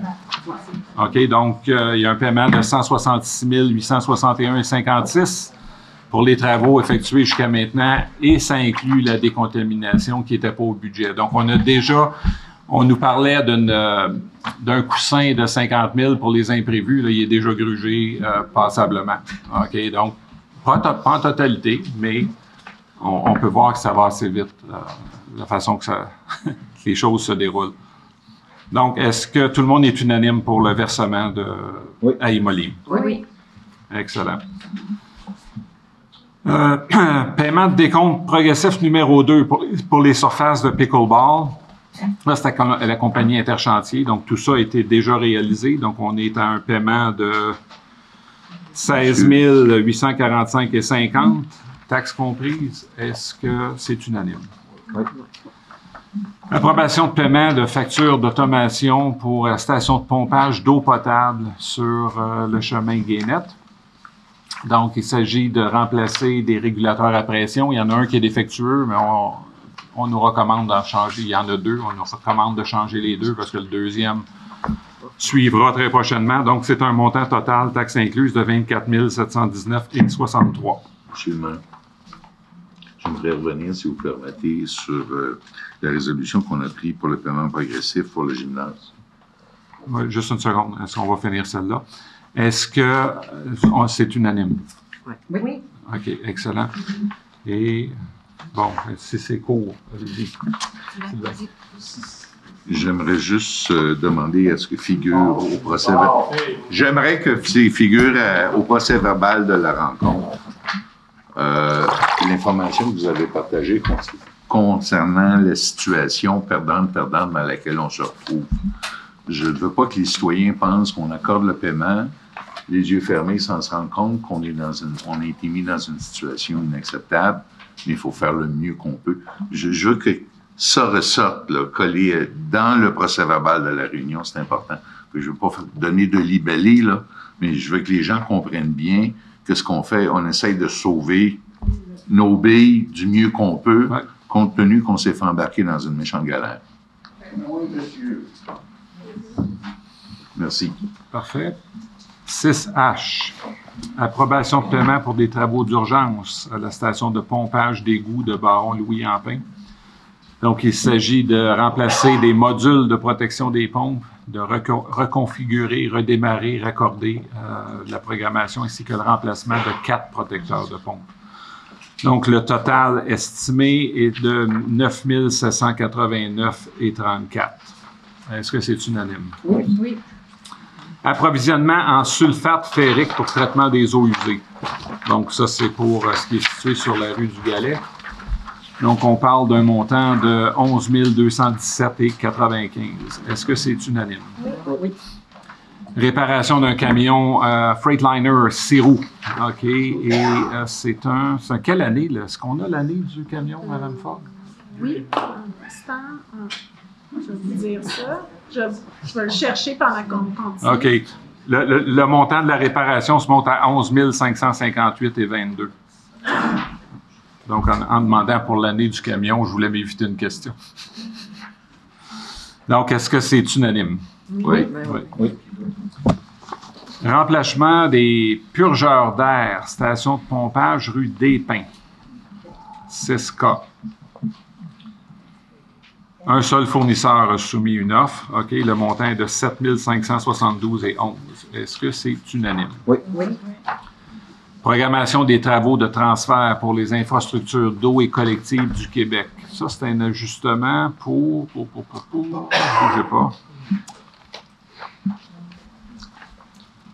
Je vais juste reviser mes notes. Ça va aller plus vite la prochaine fois. Mais il s'agit, OK, le programme TEC, OK, adresse les infrastructures d'eau, d'égout et aussi les chemins.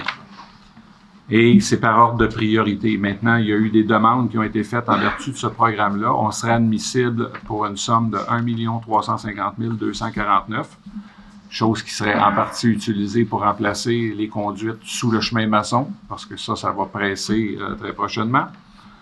Et essentiellement, ce qu'il faut faire, c'est qu'il faut signer la demande. C'est ça, Mme Ford? Premier dépôt à la TEC pour majoritairement la réfection de l'aqueduc sur le chemin maçon entre la 370 et le garage municipal et sur la rue des Lilas. Est-ce que c'est unanime? Oui. Urbanisme et environnement. Résultat d'ouverture des soumissions. Location de conteneurs. OK, pour matière résiduelle en vrac. Donc, il y a eu 4 soumissionnaires. Waste Management est le plus bas soumissionnaire et celui qui est proposé de retenir. Le montant du contrat est de 358 622,83. Est-ce que c'est unanime? Oui. L'Écocentre, calendrier des services 2026, essentiellement la même formule que par le passé. C'est toujours ouvert de 9h à 16h. De janvier à avril, c'est 3 jours par semaine, donc mercredi, vendredi, samedi. De mai à octobre, 4 jours semaine, les mardis, jeudi, vendredi. Et novembre à décembre, 3 jours semaine, mercredi, vendredi et samedi. Est-ce que c'est unanime? Oui. Location d'une roulotte pour la patinoire au Parc École. Au Parc École. Oui, Parc École, à l'école. Saison hivernale 25-26. Alors, le montant est de 5 122,83 pour acheter, c'est-à-dire louer la roulotte, plus un montant de 2 300 $, toutes taxes comprises, pour les travaux d'électricité nécessaires au branchement. Est-ce que c'est unanime? Oui. Demande d'aide financière, programme Emploi d'été Canada 2026. Donc, essentiellement, on va chercher les subventions salariales. Et ça, pour les postes de direct... Ça, c'est quel poste, Mme Fogg? Il y a 3 postes, 4 postes qu'on recommande, si on peut dire, que les directeurs de service. Il y a la plage municipale, qu'on a toujours des sauveteurs. Fait un poste là, un poste général en loisirs, un poste en horticulture et le poste traditionnel en environnement. Parfait. Est-ce que c'est unanime? Oui. Entente ski Chanteclair, il y a un programme de glisse pour les jeunes de Sainte-Marguerite du Lac-Masson pour le présent hiver, donc 25-26. Essentiellement, la Ville rembourse 284 $ pour le premier enfant, plus les taxes applicables, qui revient à un montant de 326,52 et 228 ou 262,14, toutes taxes incluses, pour tout enfant supplémentaire qui participe à ces activités de glisse-là. Donc, c'est un programme qui est reconduit d'année en année et qui est maximisé, par contre, à 50 enfants, mais je posais la question à Mme Fogg, puis elle me disait qu'il y a un autre programme qui existe, qui est un petit peu moins avantageux, mais pas de façon très significative, qui prévoit un remboursement de 200 $ par enfant par année. Pour d'autres activités. Et est-ce que ça inclut d'autres activités, Mme Fogg, comme le patin artistique ou... Parce que c'est ça, il y a comme 2 choses. Cette résolution-là, c'est l'entente avec Ski Chanteclair. Oui. Avant, la Ville, c'était 100 $ qu'on donnait par enfant. Là, ça va être 125 $ cette année. Il y a des modalités, là. Le coût total du ski, c'est 284 pour le premier enfant, mais la Ville, elle donne 125 à l'aide le parent. Mais là, ce que vous dites, c'est que c'est parce que c'est pour les 50 premières inscriptions. Fait que s'il y en a, bon, le 51e et suivant, on a une autre politique qui existe, puis là, on couvre jusqu'à 50% des frais là, de ski dans un autre monde de ski, maximum 200 $ par année par enfant. Ça, c'est bon pour le ski, pour le patin artistique, pour le hockey. C'est pas juste le ski. Excellent. J'aimerais juste savoir, c'est des enfants de quel âge à quel âge sont éligibles? 5 à 17 ans. 5 à 17? Oui. Pour le ski Chanteclair, pour le ski, oui. 5 à 17 ans, OK. Et puis, il y en a combien à Sainte-Marguerite des 5 à 17 ans? Je vous parle de un ordre de grandeur, là. On parle de combien? Sur 600 ans, oui.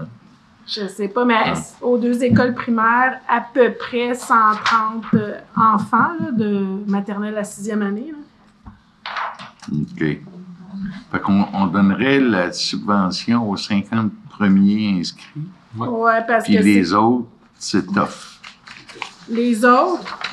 C'est parce qu'il y a aussi un lien que Chanteclair, il faudrait revenir avec les détails, là, mais je pense, ça, je suis pas sûre s'il n'y a pas une capacité aussi pour notre programme ou si c'est pas juste de notre bord pour le budget. T'sais. Écoutez, je ne veux pas rentrer dans les détails, puis je vais arrêter là-dessus, mais la raison de ma préoccupation, c'est s'il y en a, quelle base qu'on les mette ça à 5, s'il y en a 100 ou 150. Prenons le même montant d'argent global et étalons-le sur l'ensemble des jeunes. Comme ça, c'est équitable pour tout le monde. C'est juste une idée, regardez, faites pour le mieux. On peut vous revenir au plénier, avec, mettons, les statistiques des dernières années. Je ne sais pas c'est quoi la politique de la Ville dans cette matière-là. C'est-tu d'essayer d'étaler, être équitable avec tout le monde ou faire des courses? Dépêchez-vous d'être des 50 premiers, puis tough pour les autres. On va vous donner les statistiques des dernières années. Oui, mais pas des heures là-dessus. Là. Non, on les a facilement. C'est logique, ouais. C'est bon? OK. Est-ce qu'on est unanime? Oui. Excellent. Entente pour l'utilisation des sentiers du parc d'Estérel avec Hors Limite. Donc, Hors Limite, c'est un prestataire de services pour l'entretien et l'utilisation du réseau des sentiers. Donc, le contrat est d'un montant de 5 500, n'excédant pas 5 500 $. soit prévu à ce poste-là. Est-ce que c'est unanime? Oui. Programmation et tarification en cours des activités de loisirs hiver 2026. Donc, il y a un calendrier du service des loisirs et de la vie communautaire. Et il y a des tarifs associés à chacune des activités. Est-ce que ce conseil approuve unanimement les activités qui y sont proposées ainsi que les tarifs exigés? Oui.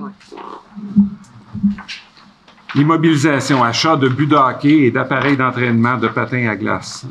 L'appareil d'entraînement de patins à glace, c'est un support qui repose sur la glace et que l'enfant pousse là, en ayant 2 mains sur des poignées. Donc, c'est l'objet de l'acquisition. Donc, 2 buts de hockey et l'appareil d'entraînement. Le coût total de ça, c'est 2 754,58 $, toutes taxes incluses. Est-ce que c'est unanime? Oui.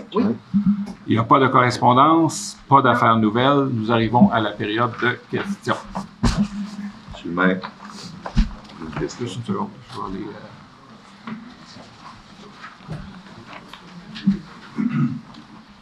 Bonsoir. Allô? Et votre nom? Daniel Baudouin. Daniel Chapeau. Oui. Ben, je suis rentré avec une petite barbe. Ce matin, on en a échappé une au niveau des travaux publics. Il est arrivé un gros accident. Monté-Marié.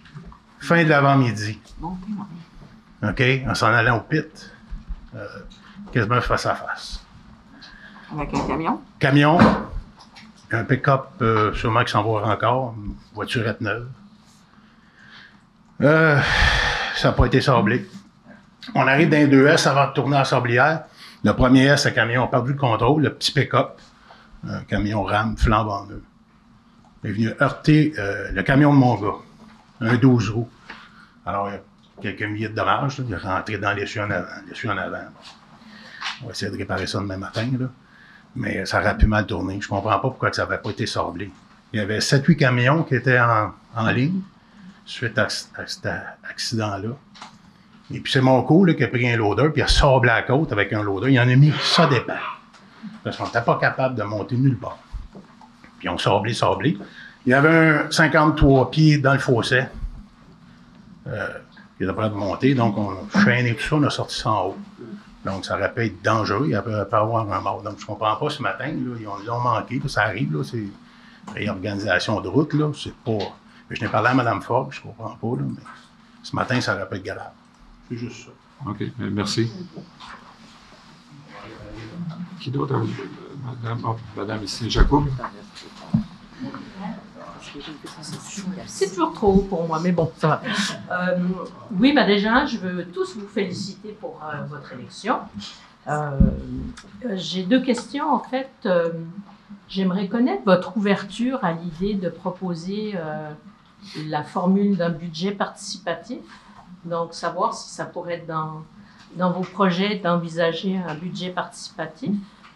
Puis la deuxième, c'est de savoir, concernant les surplus de la ville, est-ce que vous avez déjà des idées ou une orientation par rapport à ça? Je sais que c'est prématuré, mais voilà, si vous avez déjà quelques idées. Mais la question sur le budget participatif, il y a une formule très intéressante. Pourriez-vous préciser quand vous dites budget participatif? C'est le conseil municipal dédie un montant, ça peut aller de 100 000 à 500 000 $ pour que des citoyens puissent proposer des projets et utiliser ces montants-là. Et puis, bon, c'est par votation et par projet, mais ça nourrit en fait la vie démocratique et participative citoyenne. Donc, le budget participatif est quelque chose de très intéressant. Donc, je voulais avoir votre point de vue par rapport à ça, si c'est quelque chose que vous pourriez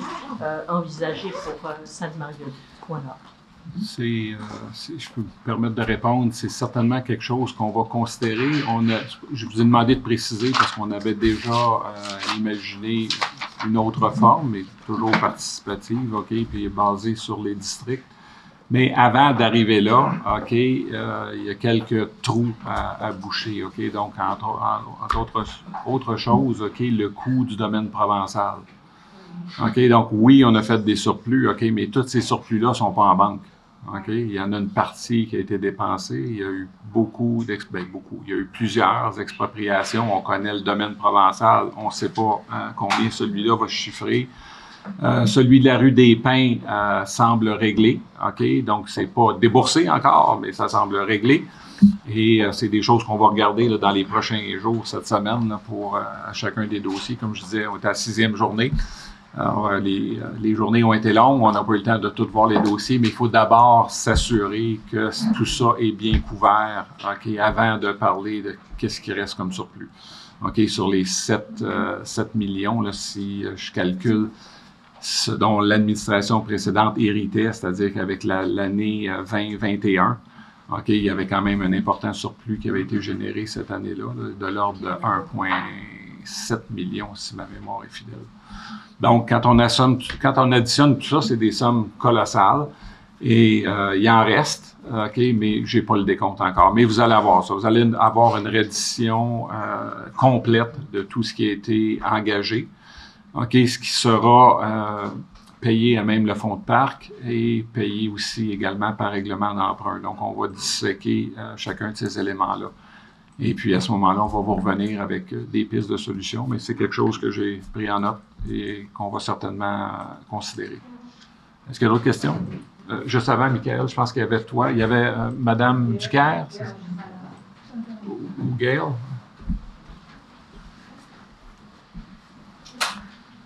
Gail Cantor encore. Sur le point 4P. Oui. Est-ce que, probablement vous n'êtes pas au courant, mais je vais demander des questions, je vais vous donner mon opinion, qui vont être à venir. Est-ce que la promesse d'achat de ces deux madames était faite par un courtier ou était faite directement avec la ville? Et à ce point-là, la ville a eu l'obligation de mentionner que le terrain est vendu avec TPS TVQ. C'était mentionné. C'était mentionné. Puis ça a été fait par un courtier. Alors, les madames étaient représentées par un avocat ou par un courtier. Par un courtier. Par un courtier. Oui. Fait qu'il était au courant que le terrain est sujet de la TPS TVQ. Comment il s'est sorti qu'on a. En faisant la résolution, parce qu'il y a d'abord eu une première résolution d'approbation du prix, puis là, c'était mentionné que ce conseil autorise et accepte l'offre d'achat au prix de 35 000 $ plus les taxes applicables. C'est là qu'ils ont fait « Oh, ça fonctionne pas. » C'est tout simplement comme ça. OK. Alors, c'est la faute des acheteurs et non la ville. C'est la seule chose que je veux m'assurer. Merci. Excellent. Madame Ducaire? Michael, après. Bonsoir. Bonsoir.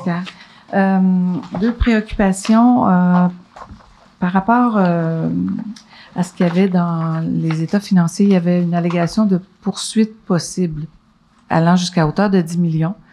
Je ne sais pas si vous êtes au courant ou vous avez... Je l'ai lu, c'est dans le rapport annuel. C'est ouais. une note aux états financiers, donc c'est là. C'est une obligation de divulgation. OK? Quand il y a une poursuite, on ne peut pas, dans l'état financier ou le rapport annuel, on ne peut pas mentionner la teneur des montants ni une appréciation parce que ça serait se commettre à un règlement. OK? Donc ça, c'est ce que je comprends maintenant. La poursuite a été déposée. Est-ce qu'on peut mentionner qui a déposé la poursuite? Dans le sens, moi, ce que je peux dire, là, je l'ai pris là, devant moi, parce que chacun de nos cabinets d'avocats, bon, il pose les questions.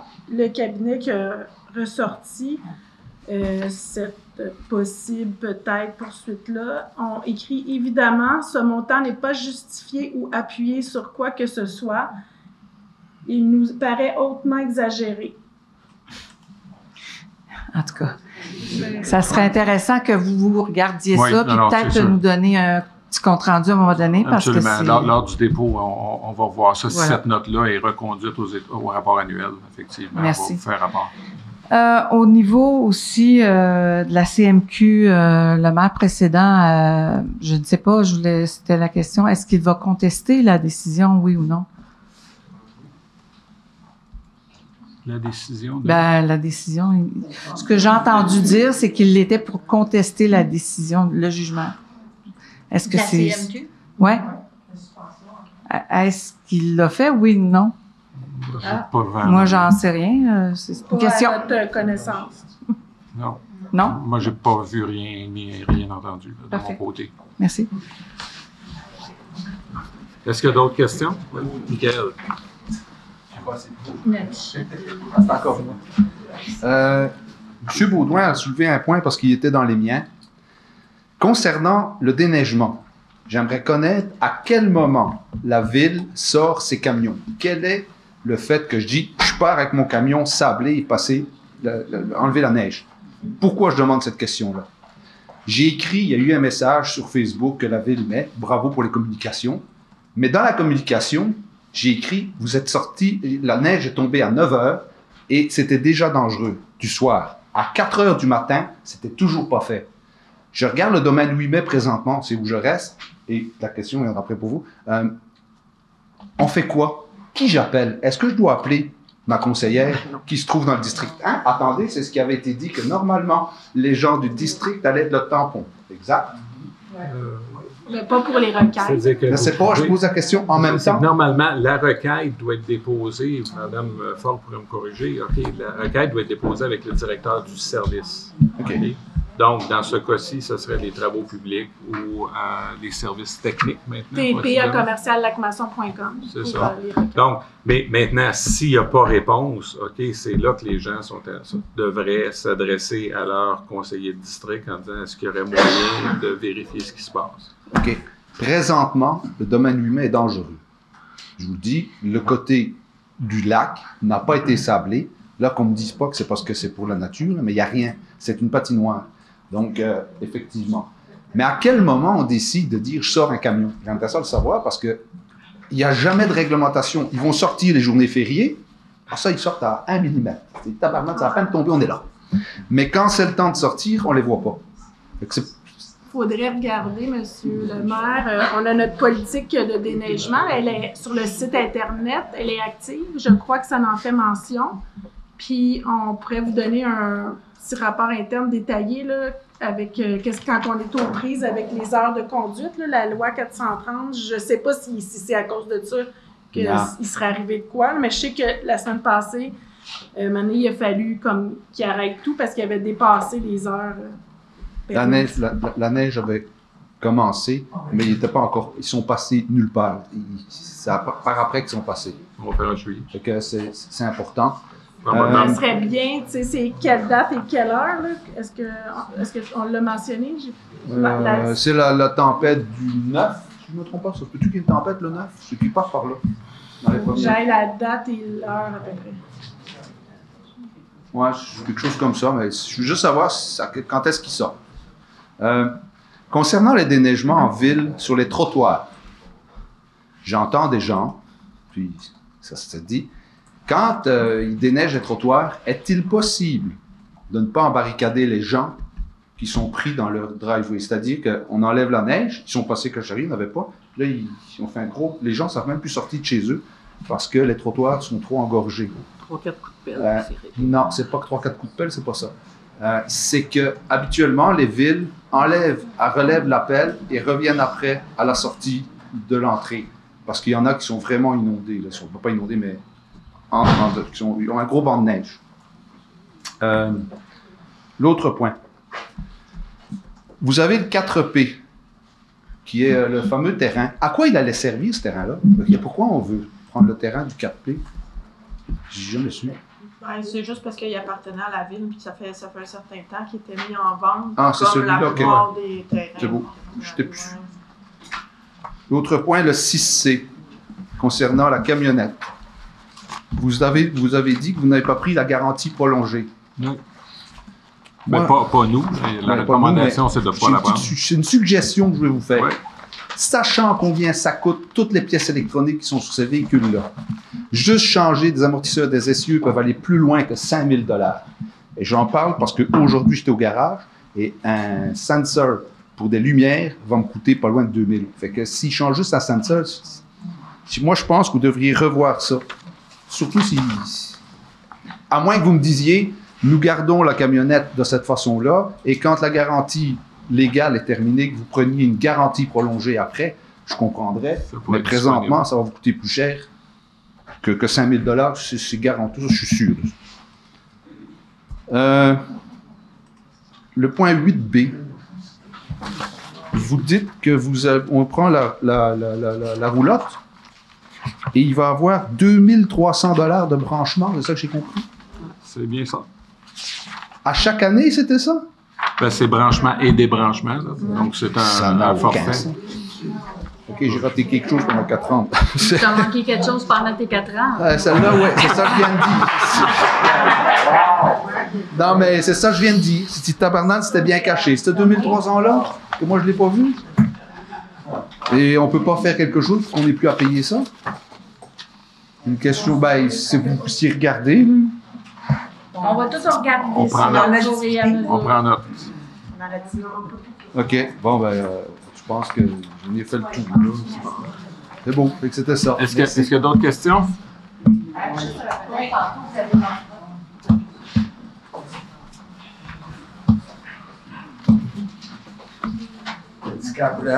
Excusez, je retourne au sujet du gym, là, juste pour être clair, parce que j'en ai des amis qui vont me demander c'est quoi qui se passe avec ça.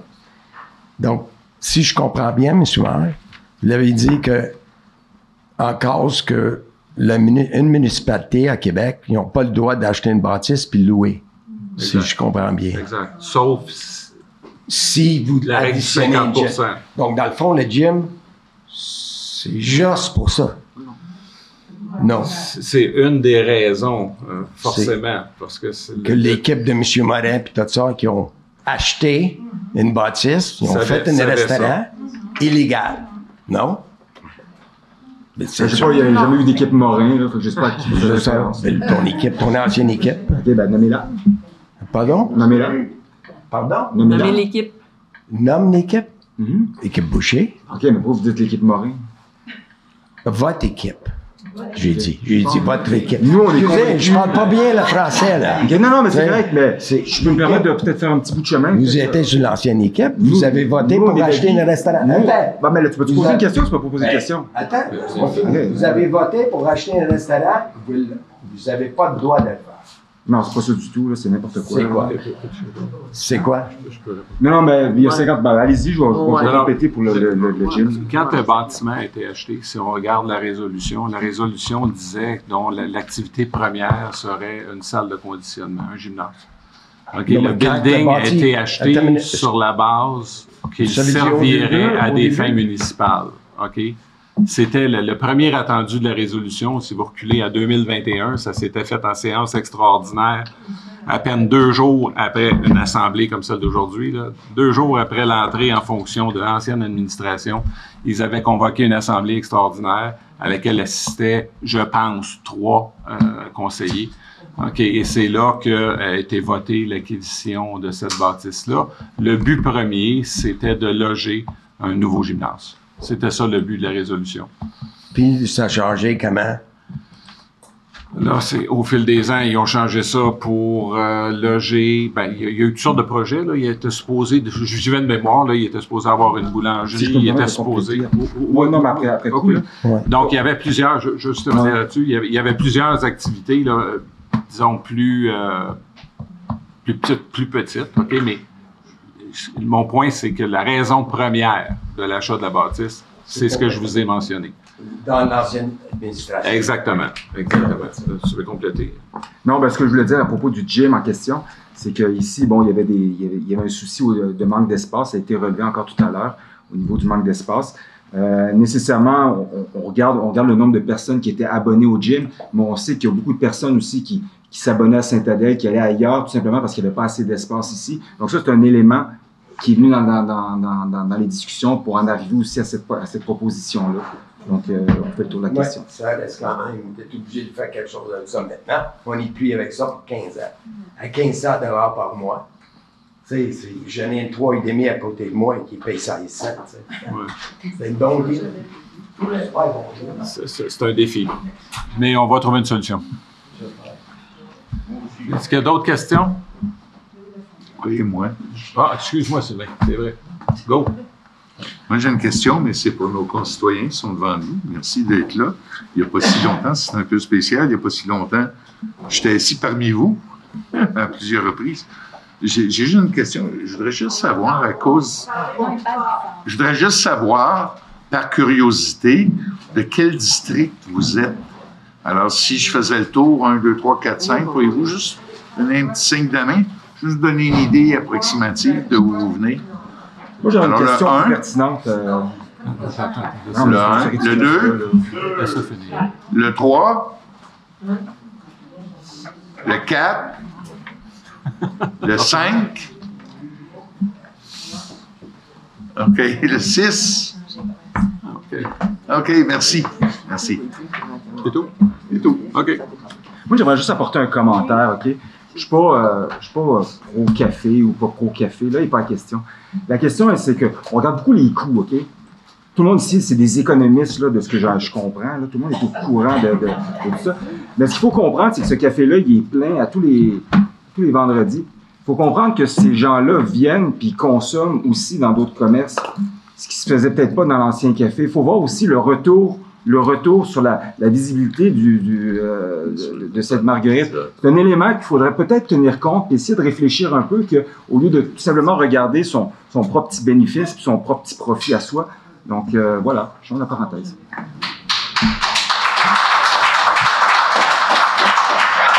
M. Trépanier? Ça va être pratique des autres avant. On l'a mis sur la liste. C'est déjà là. Oui. La mission première du ville, c'est pas d'avoir un gym. C'est pas d'avoir un quoi? Ce n'est pas d'avoir un gym. L'Assemblée est levée. Merci beaucoup.